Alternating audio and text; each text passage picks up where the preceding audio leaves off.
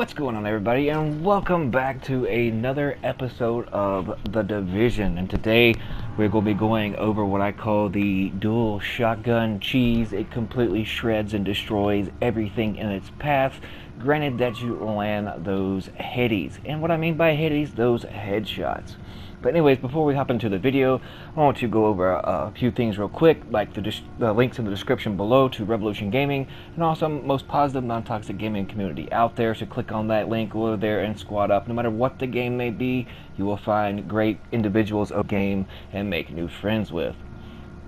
Also, if you're new to the channel, thanks so much for tuning in and clicking on the video. For those that are already subbed, please ground and pound that like and subscribe button, and don't forget to turn on post notifications so that way you know each and every time a new video goes live or we start up a live stream. And also, a quick question for those out there that watch videos: what kind of content would you see on my channel?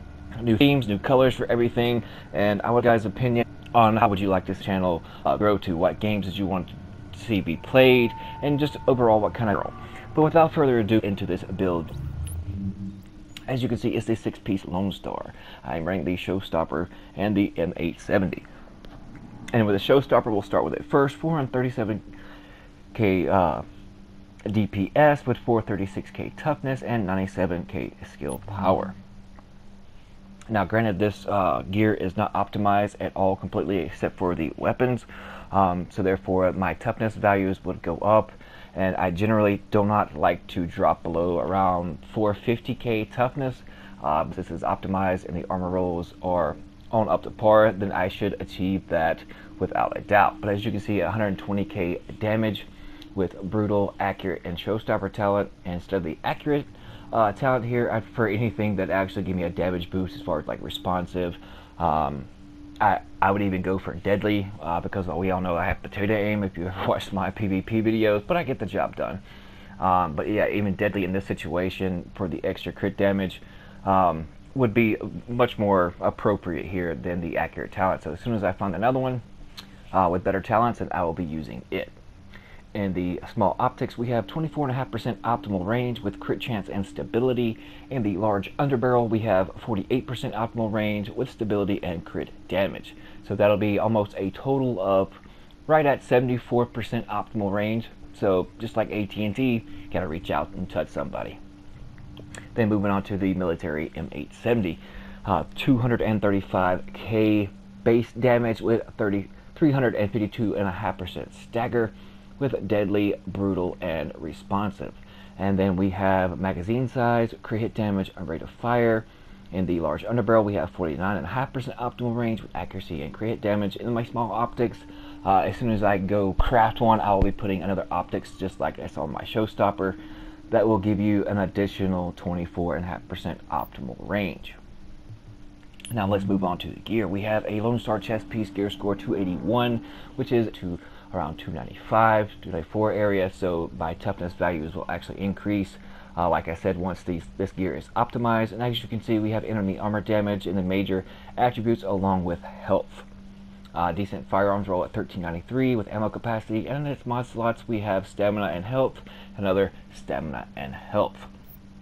Moving on to the mask, very low armor roll here. As you can see, it reflects in my toughness value, but as I said, once it's optimized, such as like around this Lone Star mask right here that I can easily switch to, and I'll show you that here. And then I put the mod, I like roll everything to firearms and then put in the best stamina mod that I have that has health on it, or at least rolling one thing to stamina and everything else to firearms, and then having firearms and health. So you can do it either way. This is just the way in which I prefer how to do it, and so far it works out really well. As you can see, just switching out that one crappy mask for this one that is almost nearly optimized with the 1001 armor roll, my toughness value would go up. So once that's done to every single piece, then definitely I will be around 450, 460, even maybe close to 470k toughness, and still having over 9k in firearms. But in the majors, we have crit hit chance and burn resistance, and then we have stamina and health in the mod slot. Moving on to the knee pads, 1511 in armor, needs to be optimized, but 1399 in firearms. In the major attributes, we have health, minor, we have damage to elites, burn resistance, and shock resistance.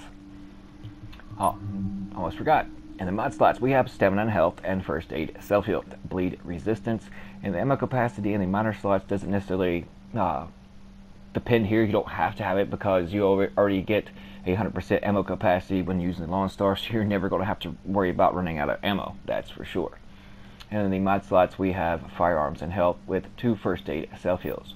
And yes, there'll be some gameplay to demonstrate this, the showstopper damage and destruction of players in the DZ as soon as we finish going over the gear pieces. Now moving on to the gloves, we have enemy armor damage, shotgun damage, and crit hit damage, and 950 in armor with 1376 in firearms.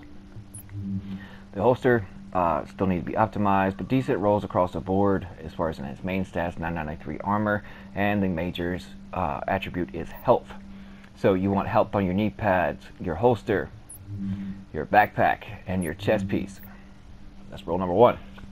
And then depending on your play style of the build, like I said, I have everything rolled to firearms with stamina mods in them with health as its major, because skill power is not what it used to be and toughness is now, so therefore that's why I opted in to go this route.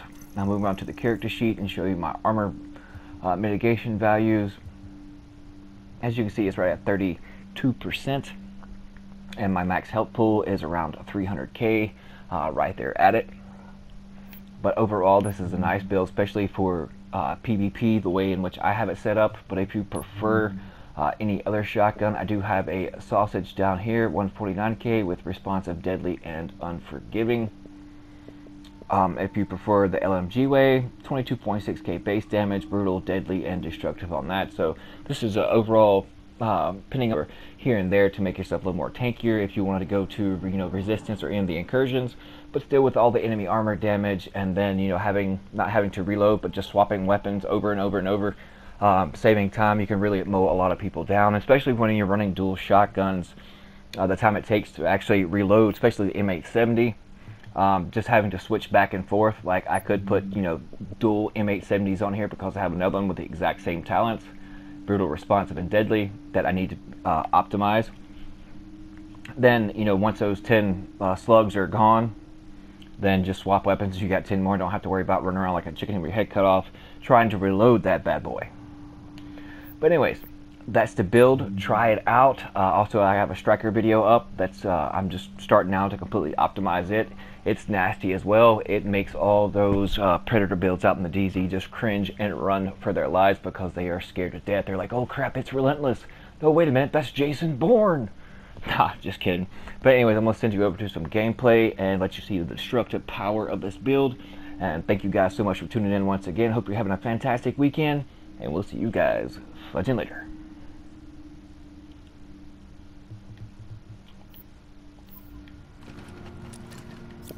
Goodbye.